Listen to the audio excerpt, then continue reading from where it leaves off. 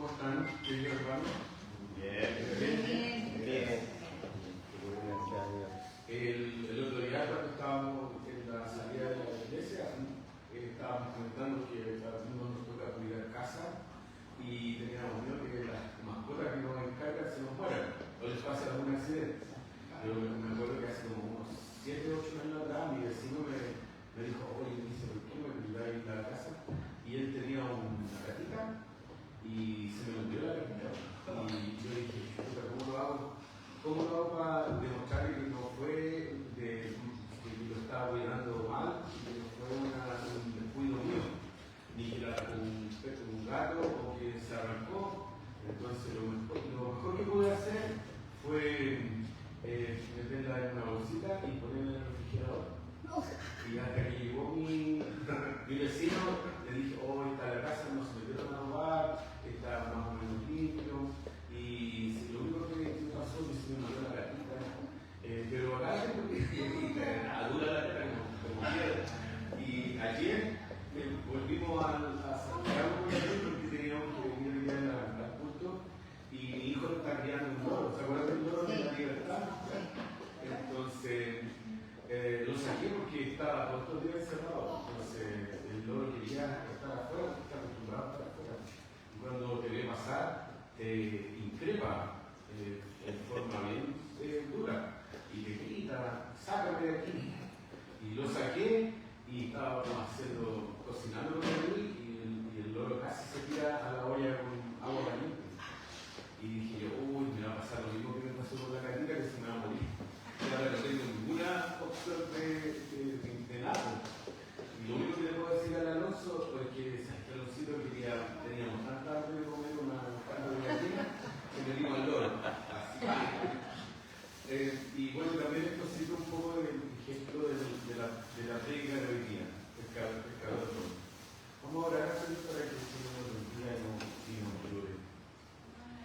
Te damos gracias, Señor, por tu amor, por tu misericordia que tú nos das cada día, por tu gracia absoluta, Señor, y porque tú nos cuidas y nos guías cada día. Te pedimos que esta predicación de hoy día, Señor, esto que le pasó a Pedro, sea también un aliciente para nosotros, para tener en cuenta cuál es tu verdadero llamado hacia nosotros, hacia tu iglesia, y qué es lo que tenemos que cumplir para poder ser dignos de este llamado y hacerlo bien, Señor. Principalmente hacerlo bien. Te pedimos que tú nos bendigas hoy día y puedas hablar a nuestros corazones. En el nombre de Jesús. Amén. Hermano, estamos grabándonos porque el otro día yo lo grabé y el Ernesto me preguntaba, oye, la grabación, ¿dónde está? ¿Dónde la pusiste? Y porque siempre se guarda en una parte en el disco virtual que tenemos y resulta que en un drive y resulta que no lo he grabado porque no la encontró y ya está. Yo creo que estuvo media hora buscando la técnica y no la encontró. Pero ahora estamos grabando, así que vamos a comentar un poco primero el Salmo 87 y hoy día nos traje 3 imágenes porque quiero ir hablando con ustedes a medida que vamos avanzando en la predicación. En el Salmo 87, si lo pueden poner, tiene aquí un mensaje que se hace presente cuando ustedes ven llamado a Simón.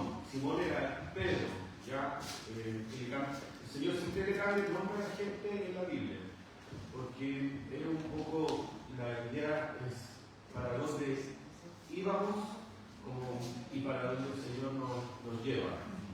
¿Ya? Por eso hay un cambio de nombre. Y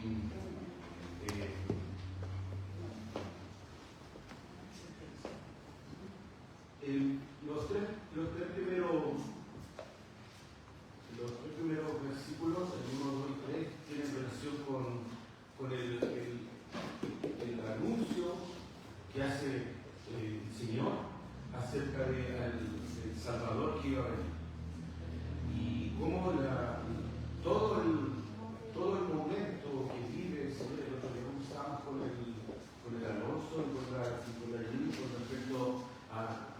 400 años de silencio, no pasó nada, no pasa nada, o en esta época no pasa nada, Dios no está haciendo nada, y Dios en realidad hace cosas. Lo que pasa es que nosotros no tenemos la capacidad de ver. Y ahí dice, fuiste propicio a tu tierra, es decir, llegaste justo en el momento que más necesitábamos de ti, fuiste propicio. Volviste la cautividad de Jacob, es decir, viniste a liberarnos. Y cuando habla de Jacob, habla de la tradición. Nos liberaste de la tradición, de lo que de la ley. Y lo otro que pasó es que recuerden que para perdonar el pecado había que hacer sacrificio. Y acá dice, el salmista dice, perdonaste la mugre, la iniquidad de la mugre de tu pueblo.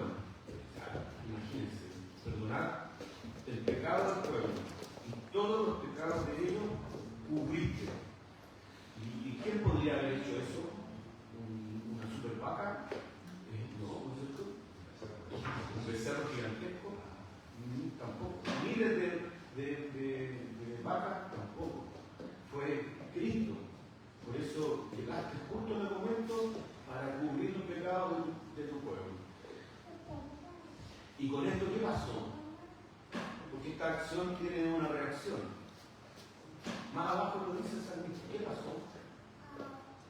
¿Qué ocurrió cuando el Cristo viene y fue propicio a su pueblo? En el 3 dice: reprimiste todo tu enojo, te apartaste del ardor de tu ira. Dejó de lado de su enojo. O sea, ese hecho de haber cubierto el pecado del pueblo hizo que la ira que tenía, el enojo que tenía Dios en relación a sus hijos tan desobedientes se contuviera. Han visto, bueno, yo he visto en teleseries, nunca ha pasado, que de repente hay gente que pierde el control y se trata de pegar y tiene mala reacción cuando hay frustración. Y allí dice el salmista que el Señor Jesús con esa acción retuvo el enojo de Dios. Y bueno, y después profundiza sobre este enojo, porque dice: estarás enojado contra nosotros para siempre, extenderás tu ira de generación en generación. Recuerden que no salían de una el pueblo de Israel y entraban a otra. Salían de Egipto, entraban en Babilonia. Y así salieron de Babilonia, entraron en el Imperio Romano. Y así iban cada vez de mal en peor. ¿Me siguen? Amén. Y entonces el Señor, el salmista dice: vaya a seguir enojado de generación en generación y no volverás a darnos vida para que este pueblo se regocije en ti. Y lo que vemos hoy día cuando leemos este evangelio de Pedro es regocijo. Es un regocijo enorme. Tenemos al creador de la vida, como lo decía Lucas, el creador de la vida ahí hablándonos, demostrándonos cuál era su poder, cuál era el propósito. Y muchos se quedan con la pesca nomás, pero hay ustedes anexan a ellos que son tan más profundos que la pesca. ¿Ya? Escucharé lo que hablará Jehová, porque hablará paz a su pueblo. ¿Quién era el príncipe de paz? Ciertamente cercana está su salvación a los que le temen, porque para que habite la gloria de nuestra tierra. ¿Y quién era la gloria de Dios? Jesucristo. La misericordia y la verdad se encontraron, la justicia y la paz se ensalzan. La verdad brotará de la tierra y la justicia mirará desde los cielos. Esa era la descripción, podríamos decir, de las habilidades blandas y duras de Cristo, por decirlo así en términos empresariales. La habilidad dura es la justicia, paz, honradez, misericordia, verdad, habitaron en un solo ser humano, que fue Cristo. Y dice ahí, la justicia irá delante de él y sus pasos nos pondrán por camino. ¿Ok? Y de ahí, rápidamente nos vamos a Lucas 5. Y qué grande la lectura esta, porque uno piensa, ¿cómo habrá sido eso? ¿Han tenido un día malo en su vida alguna vez? Yo a veces llega el momento que digo, me arrepiento de haberme levantado. ¿Para qué me levanté? No debía salir de la casa. Debía llamar, aló, estoy enfermo. Sí. Pero miren, y yo creo que a Pedro, que en este caso le dicen Simón ahí, todavía no le cambiaron el nombre, como no lo habían invitado todavía a esta super empresa, a esta loca empresa, todavía se llama Simón. Y Simón ese día tenía su socio ahí, dice que Juan, Zebedeo y no sé qué más era, y salieron a pescar. ¿Y qué les pasó? Llegaron vacíos. No, llegaron sin ni uno. Les puse ahí una fotito, nada más. ¿Sí? No. ¿La están viendo ahí? Sí. ¿No? No. ¿Salió ahora o no? Y les tiene que haber preguntado y se quedó ahí con la pregunta. No fue mal, no sacamos ni uno. Ni un pescado, una tapa de guate, una tapa de guate y algunos zapatos, unos bototos y nada más. El Alonso pesca y un caballero le da, le enseña a pescar porque él se compró las cosas y no sabía pescar bien. Pero le enseñó a este caballero y nunca vuelve sin nada, siempre vuelve con nada. Porque le enseñó a pescar súper bien. Y tiene en el celular tiene una aplicación donde le dice si hoy día es bueno para pescar o malo, si hay mucha, en qué parte van a pescar los peces, etc. Y yo creo que ni esa tecnología los ayudó ese día. Y ellos eran profesionales de la pesca, porque vivían de eso, paraban la olla en la casa de la pesca. Entonces, que Jesús les preguntara, ¿y cómo les fue el día? Y no fue mal. Y yo creo que, no sé si se lo tomaron como una burla o una talla así, o tal vez burla de lo que les había pasado. Y Jesús inmediatamente no le resuelve el problema. Le dice, ¿sabes qué? Viene tanta gente que ya me tiene enfermo la gente. Yo creo que me pasó eso. Hay días que también a mí me pasa porque los niñitos, todos ya enferman. Gritos, todo, entonces, dijo, ¿sabes qué? Podría acomodarme en la orillita de la barca y yo puedo predicar. Y en el texto de Lucas ustedes no van a encontrar nada en relación a qué les enseñó. No sale la predicación, solamente dice ahí, entrando en aquella barca, la cual era de Simón, le rogó que la apartase de la tierra un poco y sentándose enseñaba desde la barca a la multitud. Yo creo que como la arena va arriba así, se sentó la barca y yo lo escuchaba en la playa. Pienso, imagino yo eso. Pero dice, y cuando terminó de hablar, le dijo a Simón, vos amarás, porque seguramente se acordaba de lo que había pasado. Pero tenemos que tener en consideración que, ¿cuál era la profesión de Jesús? Carpintero. ¿Qué hace un carpintero mandando a un pescador profesional a que meta la barca un poquito más adentro? Nada. O sea, ¿qué tienen que hacer ahí? Entonces, eso dice mucho eso.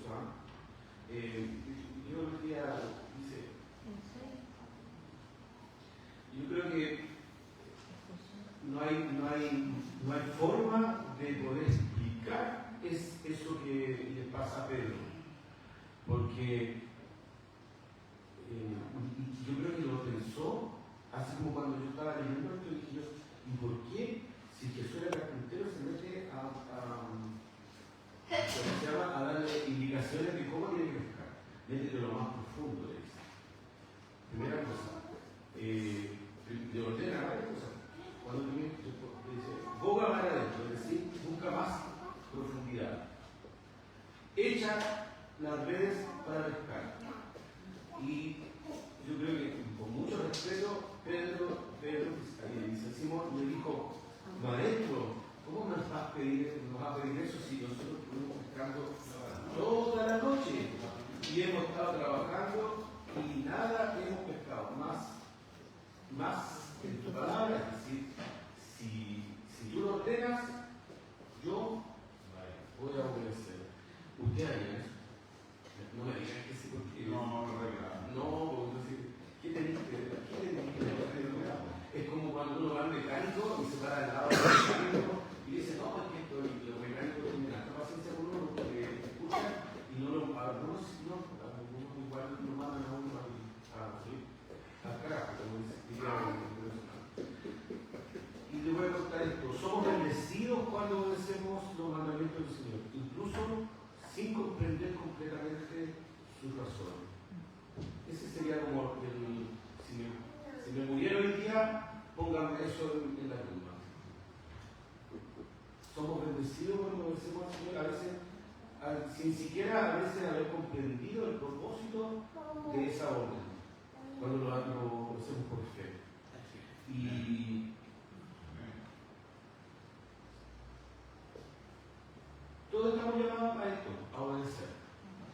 A algunos nos cuesta más tiempo encontrar el propósito, porque somos, el ser humano es de por sí un ser que busca el sentido de la vida. Todos buscamos la felicidad. Nadie anda buscando estar triste, ni estar amargado, ni estar angustiado. Todos buscamos la felicidad. Y si no sentimos felicidad, de alguna manera luchamos por eso, por sentirnos mejor. Y cuando Pedro le dice, ya salimos a pescar toda la noche, ¿cómo vamos a volver a pescar? Pero ¿saben qué? Escuchando tu enseñanza hoy día, después de esta enseñanza, yo creo que voy a hacerte caso. Ojalá. Y entonces, ¿cuál es la lección aprendida que tiene que haber aprendido Simón para poder haber dicho eso? Recuerden que predicamos hace tiempo atrás que Simón y no me acuerdo cuál era el compañero de Simón, los vieron predicando después del derramamiento del Espíritu Santo y dijeron, pero si esto eran unos ignorantes. ¿Qué lo hace a una persona ignorante decir eso? Más en tu palabra echaré la red. ¿Seríamos capaces nosotros de decir eso? Y el texto de Lucas claramente nos muestra que dice, y habiéndolo hecho, o sea, obedeciéndolo, encerraron una gran cantidad de peces y su red se rompía. Y la red se rompía. Y entonces ahí cuando yo me pregunto, ahí se tiene que haber acordado cuando Jesús les dijo, ¿y cómo estuvo la pesca? Así no pescaron nada. Y como que ya después dijo, no le hago caso, total. No te dije no, si no pasa nada. Pero ¿saben qué? Lo más loco de esto es que siendo Jesús un carpintero, él también no lo hace para demostrar que los otros eran unos ignorantes, sino para demostrar que el poder de Dios puede sobre todas las cosas. Y yo pienso ahí que hay dos cosas súper importantes antes de echar la red, y que fue algo que le dijo Jesús a los pescadores. ¿Qué tenían que hacer? Una condición. Obedecer. Lo otro, rema, bogar es remar. Métete en la orillita o más adentro. Más adentro. situación. Y cuando encuentran la cantidad de pescados que recogieron, hicieron algo súper interesante. Hicieron señas a los acompañantes que estaban en la otra barca. Cuando pasa eso, aquí estamos hablando, hay veces que otras barcas están cerca de donde Jesús recoge la red. Y otras barcas, otras iglesias, otras formas, pero también recogen los pescaditos. ¿Ya? Y no pasa lo mismo que pasó en esa barca donde estaba Jesús. En la otra barca no estaba Jesús, pero también los acompañó, dice. Y para que les ayudasen, y vinieron y llenaron ambas barcas de tal manera que se hundían. Imagínense la cantidad de peces que tendrían, que se hundían. Esto era por dos cosas. Primero, porque seguramente para llamar a Pedro y decirle, oye Pedro, Simón, ven conmigo y conviértete en pescador de hombres, tenía que solucionar varios problemas económicos. Y pescar, bueno, en ese tiempo no existía los refrigeradores, las conserveras, el hielo, los pescados los metían en sal y los conservaban así. Sí, entonces seguramente tuvieron un buen tiempo vendiendo peces la familia de Pedro y Pedro por medio de ese milagro pudo sustentar a su familia durante harto tiempo. Eso lo digo extra Biblia, porque no dice aquí nada. Y después dice, y viendo Simón Pedro lo que estaba pasando, que llenaron las barcas, que casi se hundían, Pedro hace algo que impactante. ¿Qué hace? Cae de rodillas. Cae de rodillas. ¿Y qué le dice a Jesús? Soy un pecador. Le dice, viendo esto, Simón Pedro le de rodillas y dice, apártate de mí, Señor, porque soy un pecador. ¿Y en qué otro momento nosotros encontramos escenas así en la Biblia? Encontramos escenas así en la Biblia en Isaías 6:5, si quieren anotarlo, en la escena donde el profeta Isaías ve una visión y dice, ay de mí que soy hombre muerto, porque siendo hombre inmundo de labios y habitando en medio de un pueblo que tiene labios inmundos, han visto mis ojos al Rey, Jehová de los ejércitos. Ese es un ejemplo claro de lo que sintió Pedro al ver a Jesús obrando. Y Pedro cayó de rodillas, tomando la misma posición, se va a tomar a que tomó también el endemoniado de Gadareno, en Lucas 8:28 también. En Apocalipsis vemos a Juan cuando recibe revelación del Señor. Dice, cuando le vi, caí como muerto a sus pies, y él puso su diestra sobre mí, en Apocalipsis 1:17, diciéndome, no temas, yo soy el primero y el último, el que vive y estuvo muerto, mas he aquí vivo por los siglos de los siglos. Ese es el Cristo al que, porque Pedro cae de rodillas y tiene esa gran revelación, porque soy un hombre pecador. No confié en lo que estaba diciendo, lo hice, pero nunca confié en lo que estaba diciendo. La palabra profundo, cuando el Señor les pide que profundicen más. Yo les digo, o sea, si queremos evangelizar, queremos hablar del Señor, tenemos que profundizar, no podemos quedarnos en la superficie. Tenemos que entregar el mensaje completo. Cuando no entregamos el mensaje completo, pasa lo que pasó en Mateo, con la semilla, la parábola de la semilla. ¿Qué pasó con la semilla que no profundizó, que no cayó en la tierra? Hay semillas que buscan la profundidad de la tierra y no la encuentran. Porque son otras barcas. Llegan a nosotros debemos ser la barca apropiada donde está Jesús y donde la semilla va a poder florecer. En Mateo 13:5 dice, el mismo término se menciona cuando se dice de la semilla que nació y se quemó y se secó porque no tenía profundidad. ¿Hay algún peligro de sembrar la semilla de la palabra sin profundidad? Ese es el peligro, que la palabra quede tan en la superficie, no quede en el corazón, que la persona que la está escuchando se queme y no eche raíces. ¿Y cuántas personas hemos visto pasar por la iglesia que se queman y no echan raíces? Porque la palabra no llegó profundamente.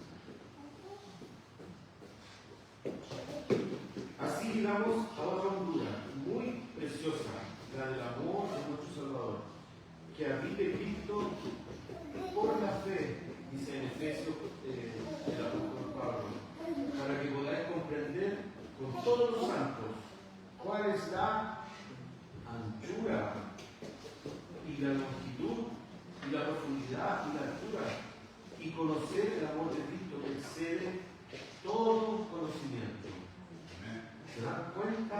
Lo importante no solamente es echar la red, sino darle profundidad, obedecer, creer que lo que estamos haciendo tiene un propósito.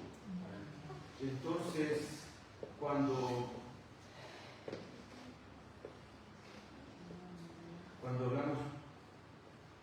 hablamos de profundidad, hablamos de firmeza. Educar a hermanos de la firmeza de la palabra. Y en el versículo 9, y asimismo dice, porque por la pesca que habían hecho, este no se había apoderado de él y de todos los que estaban con él. Porque yo me imagino, era un carpintero que sabía de pesca. Y miren lo que pasó. Se llenaron los botes de pescado. Y asimismo Jacob y Juan, hijos de Zebedeo, que eran compañeros de Simón, eran los socios en el asunto esto, pero Jesús dijo a Simón, no temas, desde ahora serás pescador de hombres. Y cuando trajeron a tierra las barcas, dejándolos, todos le siguieron. Y hoy día esa es la palabra que el Señor nos trae, que el Señor quiere que le sigamos. Yo sé que ustedes han hecho un compromiso con Dios hace mucho tiempo. Se han bautizado, han hecho su confirmación y asisten a la iglesia regularmente. Pero les pregunto hoy día, ¿cuál es la lección que aprenden de este momento, del llamado de Pedro? ¿Qué quiso enseñar el Señor en esta pesca milagrosa? Obediencia. Obediencia total y absoluta. ¿Qué quiso Jesús decir cuando le dijo a los jóvenes que estaban en la barca, remen más adentro, voy más adentro? ¿Qué significó eso? ¿Lo entienden ahora? Sí. ¿Cuál es el propósito de la profundidad? ¿Y qué significa lavar las redes? Quitarle el pecado. Lavar las redes, nosotros somos la red. Vamos a cambiar la manera, ¿no? Sí, siempre estar en reparación. Las redes siempre se rompen. Yo ahora estoy en la playa, me doy cuenta que siempre los pescadores la están suciando. Y hay que hacer mantención a la iglesia. No podemos quedarnos con lo que del día domingo. Tenemos que darle profundidad al Evangelio. Si no le damos profundidad, estamos arriesgando lo que habla de la parábola de la semilla. Una se la comieron los pájaros, otra se floreció tan encima de la tierra que se quemó. ¿Cuánta gente se va a la iglesia y dice, no sé qué, no quiero saber más del Evangelio, más de los cristianos, no quiero saber más de Dios? Perdón. Sí. Mantención a la iglesia sin olvidarnos que nosotros somos iglesia. Sí, pues, sí. Por lo tanto, somos nosotros los que necesitamos Más que eso. la profundidad del conocimiento de la palabra de Dios. Oración, estudia la palabra profundo, comunicación, estar hablando, siempre preocupado unos por los otros, más atención. Si no le hacemos más atención a las redes no funciona, se nos arranca los pescados. Con eso les digo la verdad. ¿Qué dice al final Jesús a Pedro en la pesca milagrosa? ¿Qué le dice? Que confíe. No temas. Que no temas, porque de repente el día fue el día más terrible de mi vida, y el Señor nos manda no temer, y el peor día de su vida, donde no pescaron nada, el Señor les dio una pesca milagrosa. Oremos así y la metemos en casa. Señor, te damos gracias por esta pesca milagrosa, Señor. Te pedimos, Señor, que nos enseñe el significado de la profundidad, el significado de las redes, el significado, Señor, de obedecer, el significado de no tener miedo, Señor, el significado de escuchar tu voz claramente, Señor, y obedecer claramente lo que nos estás pidiendo. Te damos gracias, Señor, por este momento, Señor, que dio Simón Pedro, Señor, porque con este momento nosotros también nos sentimos identificados y te pedimos, Señor, humildemente que tú también nos prepares para esta pesca, Señor. Tenemos todas las ganas, Señor, pero Señor, no sabemos cómo. Llévanos, Señor, por tu palabra a toda verdad y a toda justicia, y haznos comprender la anchura, la profundidad, el largo, Señor, y la altura del amor